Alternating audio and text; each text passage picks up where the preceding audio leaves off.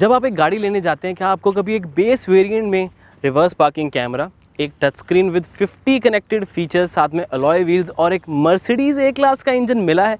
सोचने लगते हैं ना थोड़ा सा कौन सी गाड़ी। The Nissan kicks 1.3 litre petrol turbocharge engine, जिसका आज हम रिव्यू करने वाले हैं, जिसमें आपको एक मर्सिडीज ए क्लास में यूज़ हुआ इंजन मिलता है और ये सारे फीचर्स मिलते हैं in the base model. Engine की खास बात क्या है? इसकी पावर 156 PS की power at 5500 RPM and torque की अगर मैं बात करूं तो 254 newton metre of torque at only 1600 RPM।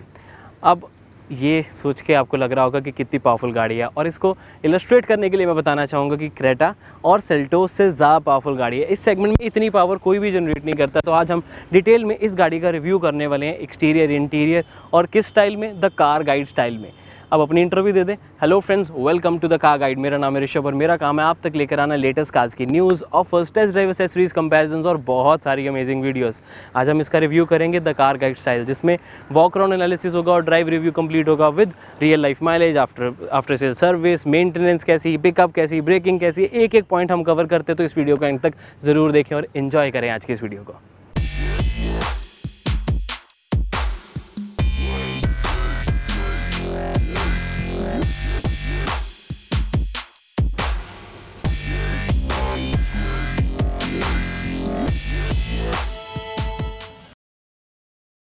Rupees 11.84 के एक्स शोरूम प्राइस पर ये गाड़ी आपको अवेलेबल है, जिसमें आपको हेलोजन, आपको हेडलैम्प्स मिल जाते हैं, बहुत ही प्यारे, अच्छा थ्रो है इनका, हमने इनको यूज़ करके देखा है। आपको साथ में प्रॉपर लाइटिंग मिल जाती है इंडिकेटर्स की यहाँ पर। हालांकि टॉप वेरिएंट नहीं है तो आपको ऑल LED हेडलैम्प्स नहीं मिलते जैसे कि टॉप वेरिएंट में आते हैं, लेकिन आपको फीचर्स जो है वो ऑलमोस्ट सारे मिल जाते हैं। जैसे कि ये ग्रिल आपको पूरी क्रोम का मिलेगी, वैसे ही आपको टॉप वेरिएंट में भी मिलती है। नीचे की तरफ चलेंगे तो आपको यहाँ पर फॉग लैम्प हाउसिंग भी देखने को मिल जाती है, जहाँ पर कॉर्निंग लैंप्स का काम भी यही करते हैं लैंप्स। और यहाँ पर हेलोजन वाले बल्ब में आपको एक नॉर्मल मिलेगा और एक बीम वाला मिलेगा, और साथ में मिलेगी आपको ये टर्न इंडिकेटर्स और LED DRL भी। तो ये सब कुछ आपके बेस मॉडल में ही है। क्या ज़बरदस्त बात है। शुरुआत करते हैं इस बेस मॉडल के अलॉय व्हील्स के साथ। मैंने सोचा नहीं था कभी मैं ऐसा बोलूँगा कि बेस मॉडल के अलॉय व्हील्स। तो 17 इंचज़ के आपको यहाँ पर अलॉय व्हील्स मिल जाते हैं, जो कि टॉप वेरिएंट में भी ऐसे ही आपको मिलेंगे, तो वो एक कमाल की बात है। एंड काफ़ी स्टाइलिश अलॉय व्हील्स हैं, पहले भी ऐसी थे, अब भी ऐसे ही हैं, लेकिन बात वही है कि XV मॉडल से ही आपको ये मिलने शुरू हो जाते हैं। सेक्शन की बात करें तो 215/60 R17 आपको टोटल ये टायर साइज़ यहाँ पर मिल जाता है with the disc brake as well. थोड़ा सा ऊपर हम आते हैं तो व्हील आर्च आप देख सकते हैं कि पूरा एक अच्छी स्टैंस देता है गाड़ी को।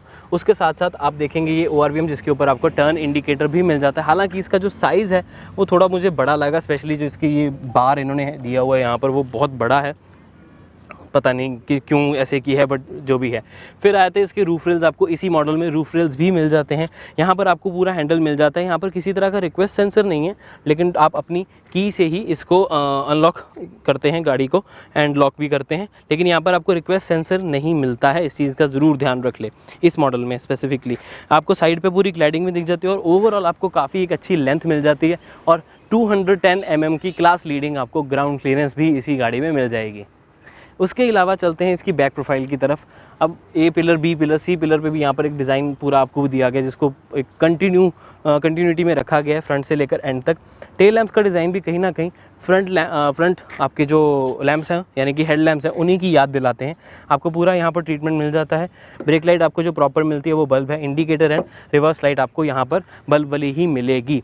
लेकिन आई एम सॉरी, मैं बार बार बेस मॉडल कर रहा हूँ, लेकिन मैं रिमाइंड करा दूँ कि इसमें आपको डिफॉगर्स, साथ में आपको वाइपर और शार्क फिन एंटीना भी मिल जाता है XV मॉडल में ही। तो ये काफ़ी अच्छी चीज़ है। उसके अलावा जैसे कि मैंने आपको कहा था, रिवर्स पार्किंग कैमरा भी आपको मिलेगा, सेंसर्स भी आपको मिल जाएंगे, और पीछे की तरफ आपको स्किड प्लेट भी मिल जाती है। निसान का बैज और किक्स की यहाँ पर बैजिंग। पहले निसान किक्स का थोड़ा सा मुझे लगता था कि लेनी चाहिए नहीं लेनी चाहिए टाइप्स, लेकिन अब निसान बहुत सारे गाड़ियों के लॉन्च और बहुत सारे अच्छे प्लान्स के साथ इंडिया में और इवन इंटरनेशनल मार्केट में भी आ रही है, तो आप बेझिझक निसान की कोई भी गाड़ी ले सकते हैं। अब वॉक अराउंड के बाद इंपॉर्टेंट आता है कि आपको गाड़ी में फ़ीचर्स कौन से मिल जाते हैं, तो बताने में बहुत टाइम लगता है, इसलिए मैं आपको XV के सारे फीचर्स दिखाता हूँ और टॉप वेरिएंट के भी सारे फीचर्स यहाँ पर चार्ट पे दिखा देता हूँ।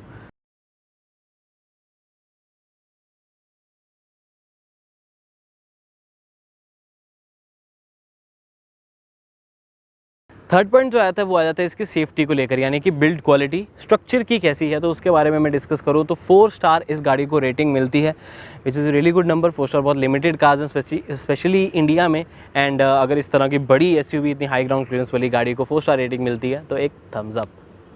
वीडियो को कंटिन्यू करने से पहले आपको बताना चाहूँगा कि अगर आप पंजाब से और आप कोई भी गाड़ी लेना चाहते हैं, चाहे वो निसान की किक्स हो, डेटसन हो, सेल्टोस हो, क्रेटा, होंडा की कोई गाड़ी लेनी है, टाटा की कोई गाड़ी लेनी है, किसी भी कंपनी की कोई गाड़ी लेनी है, तो मुझे व्हाट्सएप पे मैसेज कर दीजिए। मैं आपको बेस्ट रेट दिलवाऊंगा और क्विकेस्ट डिलीवरी भी करवाऊंगा, और साथ में हो सकता है 100% श्योर नहीं, लेकिन आपके घर पर टेस्ट ड्राइव भी आपको गाड़ी की करवा दूँगा। कोई चार्जेस नहीं है, बिल्कुल फ्री है। व्हाट्सएप पर मैसेज ज़रूर कर दो। किसी भी गाड़ी में एक इंपॉर्टेंट पॉइंट होता है स्पेस मैनेजमेंट। तो पहले बूट स्पेस से शुरू करते हैं। बटन कैमरे के पास है, यहाँ पर बूट स्पेस आपको मिल जाती है 400 लीटर्स की। अब कंपटीशन से लीटर्स के मामले में तो थोड़ी कम ही है, लेकिन इसकी खास बात यह है कि बिल्कुल स्ट्रेट बूट स्पेस है। किसी तरह के कोई छोटे छोटे एरियाज़ यहाँ, जिसको हम पंजाबी में बोलते हैं कि खुंजे तो नहीं है बीच बीच में। तो ऐसा नहीं है कि यहाँ पर कोई जगह जा रही है, वहाँ कोई जगह जा रही है। पूरा फ्लैट आपको सीधी बूट स्पेस मिलती है, जिससे आप बड़े बैग्स यहाँ पर 4 इजीली रख सकते हैं। नॉर्मली क्या होता है, अगर हम वो एरिया वाली बूट स्पेस होती है उसमें हम 2 बैग्स रख पाते हैं, इसमें 4 रख पाएंगे। तो ये मुझे तो काफ़ी अच्छी चीज़ लगी, प्रैक्टिकल बूट स्पेस है।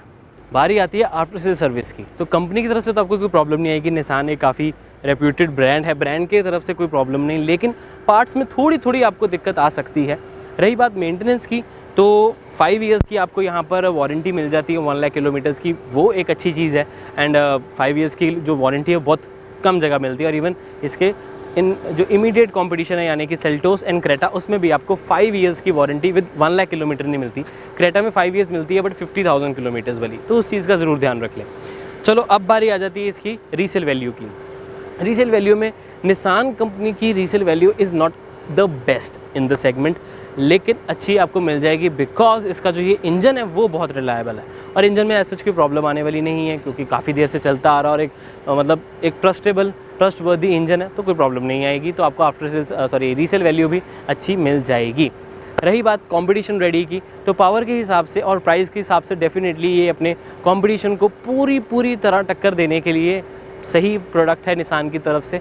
छोटी चीज़ें हैं जो फीचर्स जो हैं, जो आपको जैसे कि सेल्टोस या क्रेटा में मिलते हैं, वो यहाँ पर मिसिंग है। जैसे कि सनरूफ हो गई, वॉइस रिकॉग्निशन, वो जैसे हेलो किया एंड हेलो ब्लू लिंक वाली हो जाती हैं, वो चीज़ें थोड़ी सी मिसिंग है। वेंटिलेटेड सीट मिसिंग है, लेकिन आपको यहाँ पर 360 डिग्री कैमरास भी मिल जाते हैं इन द टॉप वेरिएंट, और आपको कनेक्टेड फीचर्स तो चलो बेस मॉडल से ही मिल रहे हैं। तो इसे भी एक बार ज़रूर कंसिडर कर लें, स्पेशली अगर आप एक कार एंथुसियास्ट हैं जिनको गाड़ी चलाने का शौक है, एक अच्छी पावर चाहिए, तो डेफिनेटली निसान किक्स एक बार ट्राई करें। CVT ऑप्शन भी इसमें आ जाती है जिसकी प्राइस काफ़ी कम है, तो दोनों गाड़ियों को चेक ज़रूर कर लें।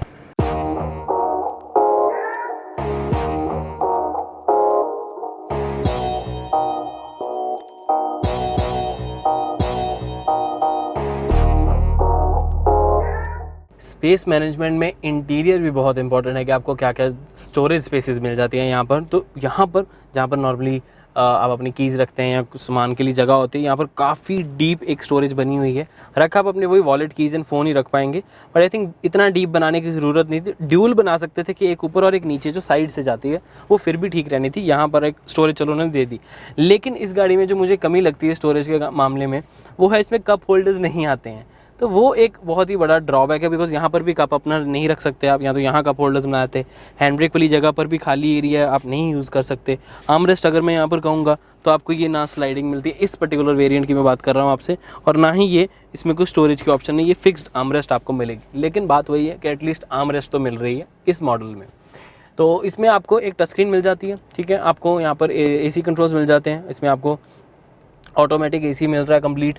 आपको सामने एक डिजिटल MID मिल जाती है, छोटी सी 2 मिलती हैं इनफैक्ट, एक सेंटर में, एक थोड़ी सी ऊपर जहाँ पर किलोमीटर्स वगैरह आते हैं, और नीचे आपकी स्पीड वगैरह आएगी और बाकी इन्फॉर्मेशन भी। इस मॉडल में हालांकि स्टीयरिंग माउंटेड कंट्रोल्स नहीं है।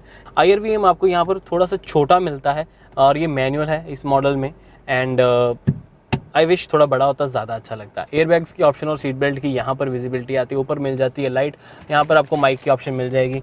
इस तरफ आपको मिलेगा मिरर, लाइट नहीं है, और इस तरफ भी आपको मिरर है जितना मुझे याद था, और बिल्कुल है, यहाँ पर मिरर है। लाइट यहाँ पर भी नहीं मिलेगी आपको। तो कंट्रोल्स आपको राइट साइड पे मिल जाते हैं for the volume and for source audio and everything else. Left side पर आपको इधर मिलते हैं लाइट के और राइट पे मिलते हैं वाइपर के। तो ये थोड़े से डिफरेंट तरीके के बटन्स हैं, आपको हर गाड़ी में नॉर्मली एक जैसे मिलते हैं कि स्टीयरिंग माउंटेड आपको यहाँ मिलेंगे वॉल्यूम वगैरह के। तो ये स्टीयरिंग माउंटेड नहीं है, ये साइड पर आपको call reject, voice recognition, volume की दिए गए, बिकॉज ये जो टच स्क्रीन है ये Android auto, Apple CarPlay, voice recognition सब कुछ वैसा ही करती है जैसे कि टॉप वेरिएंट में आता है फीचर। तो सब कुछ ये क्या कहते हैं उसको सपोर्ट करती है। USB के मामले में USB चार्जिंग एक यहाँ दी गई है, ऑक्स की ऑप्शन दी गई है और एक 12 वोल्ट का सॉकेट भी आपको यहाँ पर मिल जाएगा। और साइड की स्टोरेज और फीचर्स में ही मैं सारा कुछ कंप्लीट करूँगा। तो एडजस्टेबल आपको ओवर भी मिल जाते हैं, इलेक्ट्रिकली एडजस्टेबल, और आपको ऑटो अप डाउन वाला यहाँ पर मिरर मिल जाता है ड्राइवर वाला, जिसमें एंटी पिंच का फीचर भी है। एंड बाकी आपको पावर विंडोज़ मिल जाती हैं इसी वेरिएंट में। और स्टोरेज आपको मिल जाती है एक बॉटल रखने की, और थोड़ी जगह आपको और मिलेगी फॉर मैप्स, न्यूज़पेपर, टिश्यूज़, इस तरह जो भी आप रखना चाहते हैं। अच्छी चीज़ ये है कि यहाँ पर आपको पैडिंग मिल जाती है फॉर द आर्म, तो वो मुझे काफ़ी अच्छा लगा। और इस मॉडल में आपको 4 स्पीकर्स और 2 ट्विटर्स की ऑप्शन भी मिल रही है। इंटीरियर बिल्ड क्वालिटी डिस्कस करना इज़ रियली इंपॉर्टेंट कि आपको क्या क्या मिल जाता है। तो यहाँ पर जो क्वालिटी है वो वैसे तो चलो ये सारा हार्ड प्लास्टिक है, लेकिन अच्छी क्वालिटी का प्लास्टिक है। यहाँ पर ग्रूविंग है आपको, और आपको स्टीयरिंग आपको नॉर्मल मिलता है, लेदर रैप्ड इस वेरिएंट में आपको नहीं मिलेगा। और बटन्स वगैरह की जो क्वालिटी है साइड पे जो दिए गए हैं वो मुझे काफ़ी अच्छे लगे हैं। साथ में इवन यहाँ पर टच स्क्रीन के नीचे जो आपको बटन्स दिए गए हैं वो भी बिल्कुल सही हैं, और जैसे ये बहुत अच्छी क्वालिटी के हैं। मतलब आपको नॉब भी आप यूज़ करेंगे, क्रोम के नॉब्स हैं वो बहुत अच्छे लगेंगे। रियर सीट में भी कंफर्ट चेक करना इज़ रियली इंपॉर्टेंट, जहाँ पर आपको अंडर थाई सपोर्ट अच्छा मिल जाता है लेकिन बेटर हो सकता था, this is what I feel. और आपके पैर थोड़े से अगली सीट के ऊपर स्ट्राइक करते हैं थोड़े से, अगर आप अंडर थाई सपोर्ट एक्सपेक्ट करते हैं। माई हाइट इज़ 5'8", 5'9" भी आ जाती है कभी कभी, रिकॉर्ड मिक्स होता रहता है, बट 5'8", 5'9" के हिसाब से मुझे लगता है कि अंडर थाई सपोर्ट की थोड़ी सी कमी है, ये बेटर हो सकती थी। कंफर्ट के मामले में यहाँ पर आपको मिल जाते हैं रेयर AC वेंट्स, जिनको आप बंद भी कर सकते हैं, एंड मतलब लाइक बंद करके उसको खोल भी सकते हैं। एंड साथ में आपको यहाँ पर मिल जाता है 12 वोल्ट का सॉकेट अपने फ़ोन, लैपटॉप्स वगैरह चार्ज करने के लिए। हालांकि फ़ोन की स्टोरेज यहाँ नहीं है, वो आप सीट के बीच में आपको यहाँ पर मिल जाएगी, और ड्राइवर वाली साइड पे वो स्टोरेज नहीं है, वो सिर्फ इधर पैसेंजर वाली साइड पर है। विड्थ की अगर मैं बात करूँ तो 3 लोग यहाँ बैठ पाएंगे। सॉरी मेरा माइक गिर गया वहाँ पर। 3 लोग यहाँ पर बैठ पाएंगे, कोई प्रॉब्लम नहीं आएगी। हम्प आपको थोड़ा सा ज़्यादा मिलता है, स्पेशली हाइट इतनी ज़्यादा नहीं है जितनी इसकी विड्थ ज़्यादा है। तो ये एक प्लस पॉइंट भी है कि आपके दोनों पैर एटलीस्ट ऊपर आ जाएंगे, आपको एक पैर इधर और एक पैर इधर नहीं करना पड़ेगा, वो दोनों पैर आपके ऊपर आ जाएंगे।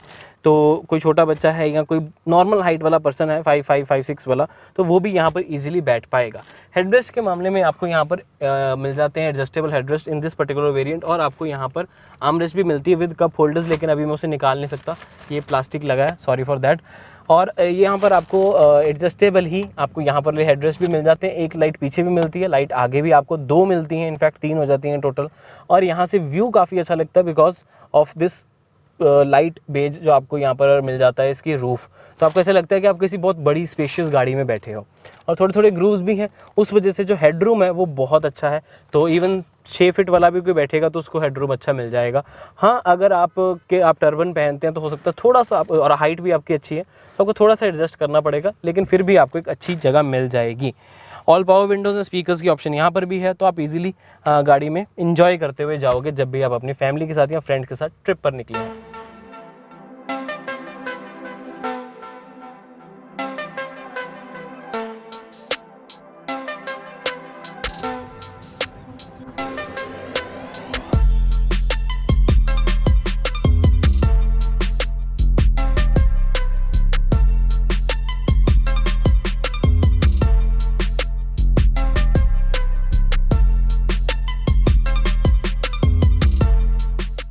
अब शुरू करते हैं सेफ्टी एंड सिक्योरिटी के साथ, जो हमारा हमेशा से ही पहला पॉइंट होता है।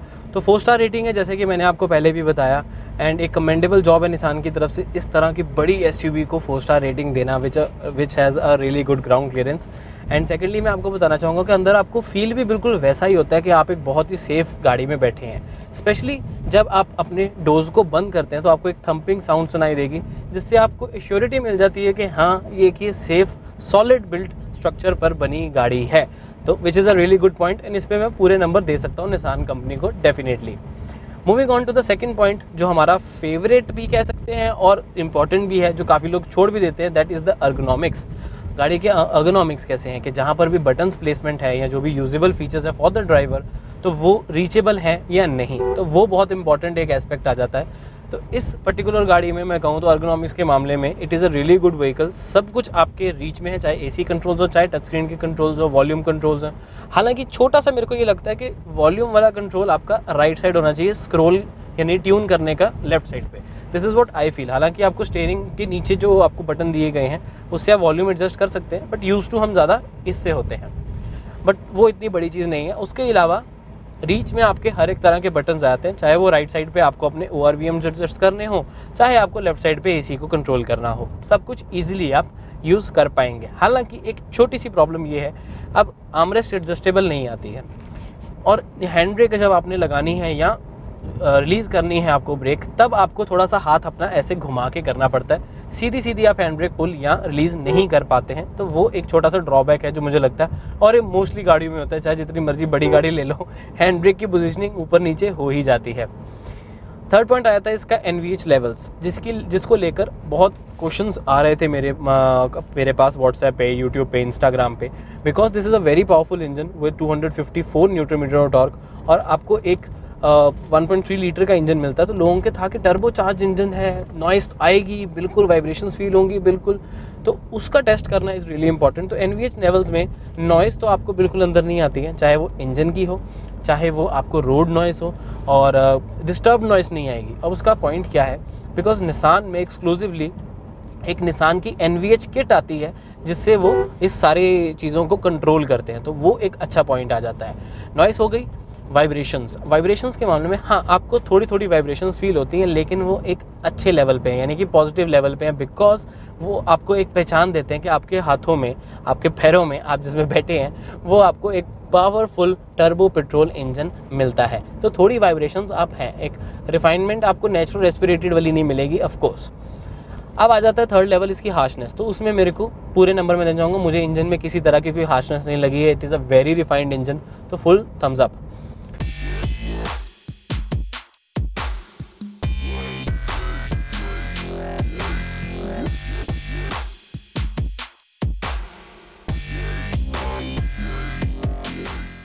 फोर्थ पॉइंट आया था इसकी ड्राइवर्स कंफर्ट, तो वो बहुत एक इम्पॉर्टेंट फैक्टर है।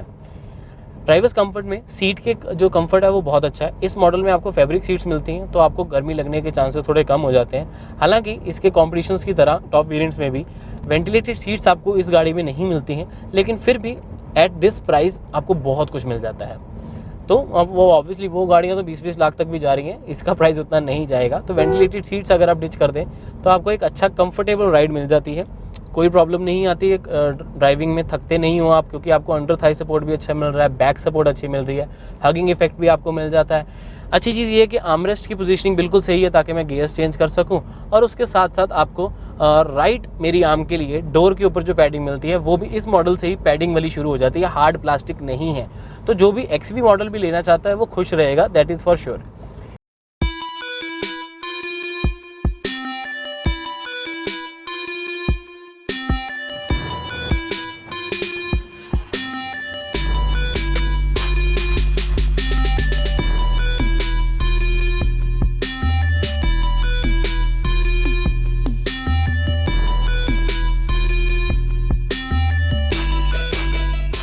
बात करते हैं अब गाड़ी की विजिबिलिटी की। तो विजिबिलिटी में IRVM जो साइज़ है ना, वो मुझे थोड़ा सा छोटा लगता है, वो थोड़ा बड़ा होता, उसकी विजिबिलिटी ज़्यादा होती तो मज़ा ही आ जाता। वहाँ कंपनी थोड़ा सा इम्प्रूव कर सकती है। अगर मैं बात करूँ ORVMs की, तो वो ORVM बहुत बड़ा है, मिरर इतना बड़ा नहीं है। हालांकि मिरर में मेरे को विजिबिलिटी की कोई प्रॉब्लम नहीं है, दिखता जितना दिखना चाहिए उतना दिख रहा है, उसमें कोई प्रॉब्लम नहीं, बट वो बहुत चंकी है, तो आपको कहीं ना कहीं वो कभी कभी इरिटेटिंग लग सकता है। स्पेसिफिकली जो लोग थोड़े डिज़ाइन को लेके ज़्यादा ऑब्जर्वेंट होते हैं ना, उनके लिए थोड़ा सा वो चंकी फील होगा। पिलर्स की बात मैं करूँ तो ए पिलर्स जो इस दोनों साइड पे हैं वो थोड़े थोड़े थिक हैं, वो थोड़े कंट्रोल्ड होते तो मतलब थोड़े छोटे होते तो ज़्यादा बेटर आपको विजिबिलिटी मिलती। हालांकि जो सीट आप पूरी हाइट पे भी एडजस्ट कर लेते, जब आपका हेडरूम बहुत कम रह जाता है तब भी आपको बोनट नज़र नहीं आएगा, बिकॉज थोड़ा सा इसका स्लोपिंग डिज़ाइन है बोनट का, ये अपरेट स्ट्रेट बोनट नहीं है, तो इस चीज़ का ज़रूर ध्यान में रख लें।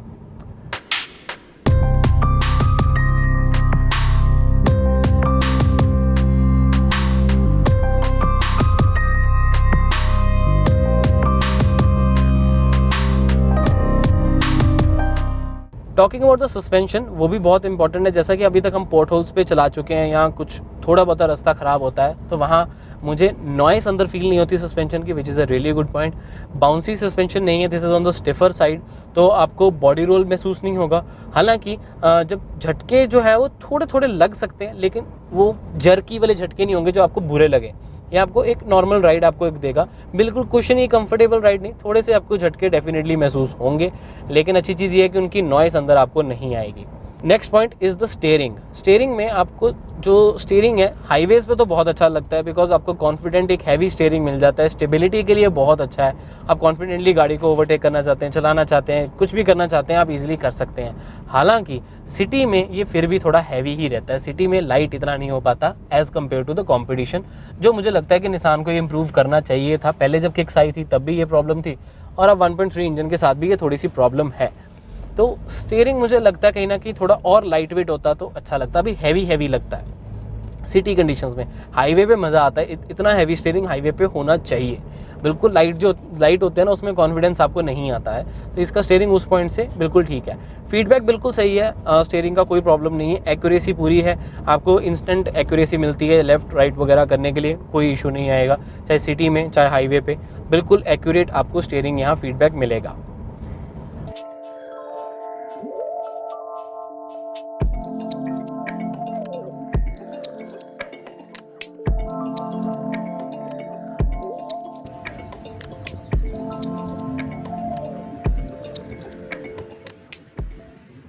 Next point is the transmission, जहाँ पर मुझे एक कमी लगी कि इस गाड़ी में डेड पेडल आपको नहीं मिलता है।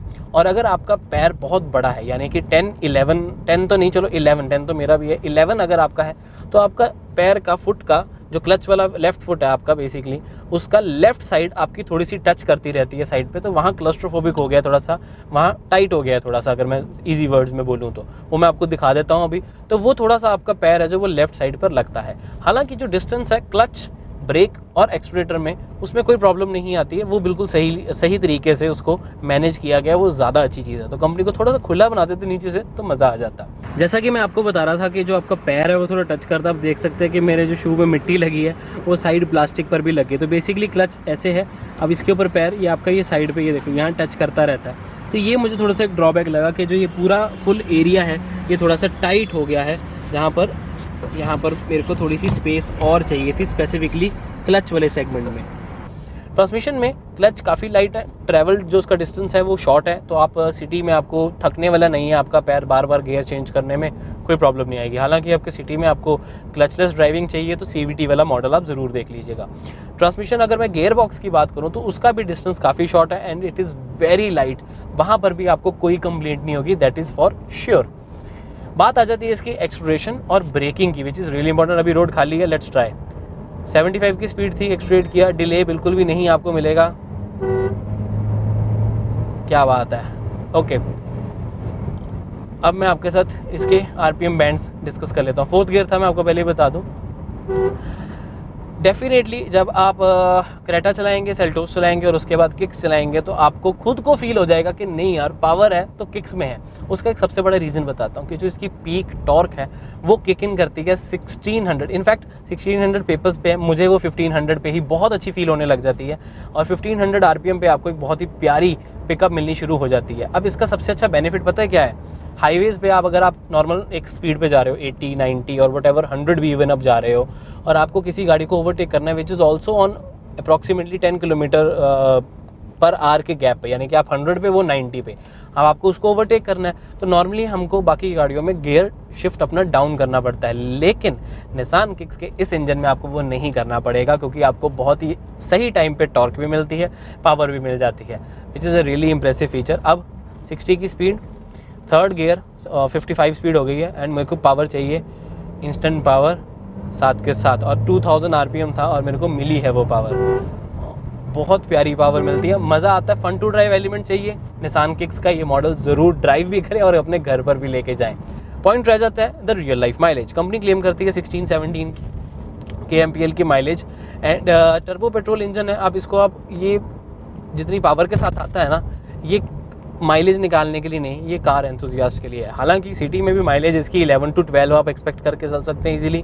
हाईवेज़ पे आपको दे देगा ये 15-16, और टॉप वेरिएंट में जैसे कि क्रूज़ कंट्रोल आता है, हाईवे पे क्रूज़ कंट्रोल चल जाएंगे तो इजीली आपको 20+ की यहाँ पर माइलेज मिल जाएगी, दैट इज़ फॉर श्योर। और टर्बो चार्जर्स की मैं एक बेनिफिट बताता हूँ, सिटी में इतनी अच्छी माइलेज नहीं दे पाएंगे जब आप बार बार गियर शिफ्ट करते हैं, लेकिन अगर आप एक क्रूजिंग स्पीड पर जा रहे हैं तो टर्बो चार्जर्स की जो माइलेज है वो नेचुरली एस्पिरेटेड इंजन से 10 to 20% ज़्यादा होती है, तो वो ज़रूर नोट कर लें। तो ये था मेरी तरफ से the detailed review of the Nissan kicks, the all new Nissan kicks 1.3 litre turbocharge petrol engine, जिसे हम HR13 इंजन भी कहते हैं। आई होप सारे क्वेश्चंस के आंसर्स जो आपको इस वीडियो में मिल गए होंगे। फिर भी कुछ रह गया तो नीचे कमेंट करके आप पूछ सकते हैं, मैं आपको हर एक क्वेश्चन का जवाब भी दे दूँगा। और वीडियो को लाइक कर लें, यहाँ तक देख ही लिया है। इंस्टाग्राम पर मुझे फॉलो कर लें लेटेस्ट न्यूज़ के लिए और लाइव सेशंस के लिए भी। मुझसे लाइव सेशंस पे क्वेश्चंस पूछना चाहते हैं, इंस्टाग्राम पर फॉलो करना इज़ मैंडेटरी, कंपलसरी, वहाँ जाके फॉलो कर लें। मिलता हूँ आपसे अगली वीडियो में। Until then drive safe and take care, bye bye.